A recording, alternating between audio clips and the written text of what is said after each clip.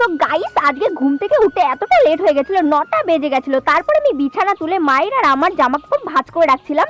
এরপর আমি গোপু সোনাকে খাবার দেবো বলে থালা বাসন মাজতে গেলাম। আমার গোপু সোনাকে আমি ভোগ দিয়ে দিয়েছি। Hello guys, welcome back to my channel. কেমন আছে সবাই? তোমাদের ভালোবাসাতে আমি অনেক ভালো আছি। তো কি করছো সবাই? গুড মর্নিং সবাইকে।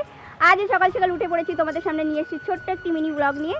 আর রান্নাঘরে গিয়ে দেখা যাক কি কি কাজকর্ম করতে। চলো রান্নাঘরে এসে ফার্স্টে আমি কুলেখাড়া থেতো করে নিয়েছি রস খাবো বলে। তারপর এখানে গরম জল বসিয়ে দিয়েছি চা বানাবো। আমাকে সরিয়ে দিয়ে মা দেখো চা বানিয়ে নিয়েছে। আর আমার চা বানানোর পাশাপাশি মুড়ি মাখানো কমপ্লিট হয়ে গেছে। মুড়ির মধ্যে দিয়েছি টমেটো আর লঙ্কা কুচি আর তেল আর লবণ।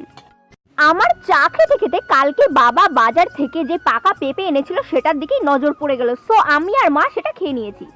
আজ বাড়িতে রান্না হচ্ছে নিরামিষ। ফার্স্টে আমি আলু কুটে নিয়েছি, দেন আমি পটল ছুলে নিচ্ছি। এরপর মাকে দিয়ে দিচ্ছি উচ্ছে সেদ্ধ বসাতে। তো মা সেটা ভালোভাবে ধুয়ে নিচ্ছে। এরপর আমি পেঁপে কেটে নিচ্ছি।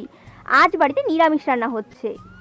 এরপর ওদিকে তরকারি রান্না করে কমপ্লিট হয়ে গেছে। এবার আমি আলু আর পটল আর লঙ্কা কুটে নিয়েছি, এগুলো ভাজবে।